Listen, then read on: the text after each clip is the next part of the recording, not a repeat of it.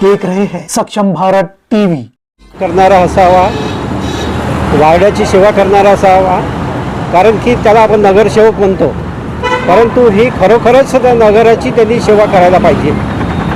अनेक समस्या नगरामध्ये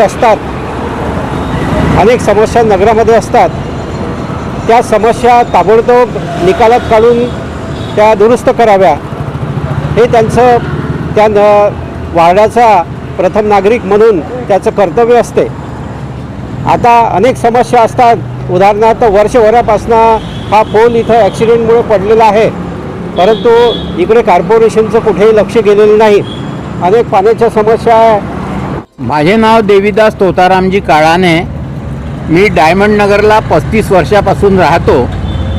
या ठिकाणी जेव्हा मी आलो त्या ठिकाणी या डायमंड नगरची स्थिती फार खराब होती, कारण की आम्हाला 1 किलोमीटरवर सायकला ठेवून घरी यावं लागत होतं। परंतु आता या डायमंड नगरचा तर विकास झालेला आहे, याच्यात काही वाद नाही, परंतु काही गोष्टी ज्या छोट्या गोष्टी आहेत त्याच्याकडे लक्ष दिलं पाहिजे नगरसेवकांना, अशी अपेक्षा आहे। जसं गल्लीमध्ये गेल्यावर आजूबाजूनं जे गवत वगैरे असतात, मशीन महानगरपालिकेकडे गवताची मशीन आहे, परंतु त्याचा नित्य नियमानं उपयोग होत नाही। आणि नगरसेवक असा असावा की तो त्या प्रत्येक गल्लीकडे लक्ष देणारा असावा, कारण की यापूर्वीचे आमचे जे अनुभव आहे, हे अनुभव असे आहे, फक्त नगरसेवक आपल्याच कामाकडे लक्ष देते, जे सर्वसामान्य जे लोक आहे त्याच्या कामाकडे लक्ष देत नाही। त्याचप्रमाणे मागे नवीन पाईपलाईन टाकण्याचं जे काम झालं, गल्ल्यामध्ये नवीन कनेक्शन देण्यात आले आणि त्याचे जे पॅसेस होते फोडल्याचे, तर त्या ठिकाणी जे सिमेंट वापरण्यात आलं ते फार निकृष्ट दर्जाचं होतं, कारण की ते 6 महिन्यातच ते उखडून गेलं आणि त्याच्यामुळे आमचे जे ज्येष्ठ नागरिक आहे त्या ठिकाणी गचक्या खायचं काम करत आहे। आणि याकडे कोण्या अधिकाऱ्याचंही लक्ष नाही ना नगरसेवकाचं लक्ष आहे।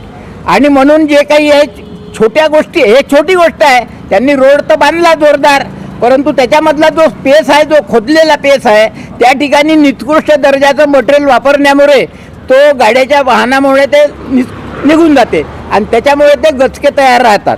आणि म्हणून नगरसेवकाचं लक्ष या सगळ्या बाबीकडे असायला पाहिजे आणि नगरसेवक त्यांचा ऑफिस असायलाच पाहिजे, कारण की आता एक ऑफिस आहे शिवसेनेचं ऑफिस आहे आणि त्या ठिकाणी खरोखरच आम्हाला जे गोष्टी आहे, इलेक्ट्रिकचा काही अडचण असेल, गटर लाईनची काही अडचण असेल किंवा जे काही प्रॉब्लेम असतील ते त्या ठिकाणी रजिस्टर आहे आणि त्यामध्ये आम्ही त्या ठिकाणी आपली एंट्री करून देतो आणि त्याच्यामुळे आमचे पुष्कळसे प्रश्न सुटतात।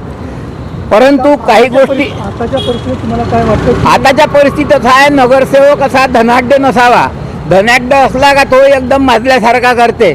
आणि म्हणून एक सर्वसामान्य नगरसेवक असावा, ज्याने छोटा जरी माणूस असला त्याला मान देण्यात यावा। फक्त हे निवडणुकीच्या वेळेस काकाजी मामाजी बाबाजी सगळं करतात, परंतु निवडणूक एकदाची झाली का ते दुसरी गोष्ट, पक्षसुद्धा मोठ्याच लोकांना तिकीट देते, जो इमानदार आहे, ज्याची कष्ट करण्याची ताकद आहे, अशा लोकांना काही ते तिकीट देत नाही।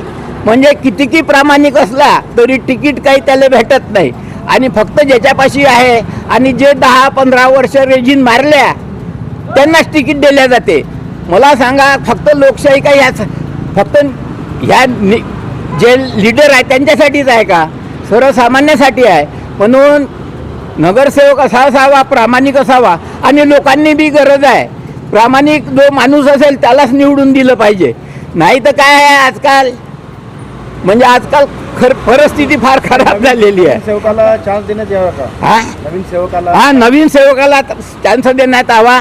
अनेक रेजिन मारून सुद्धा त्यालाच नगरसेवक न करावे, ही आमची अपेक्षा आहे।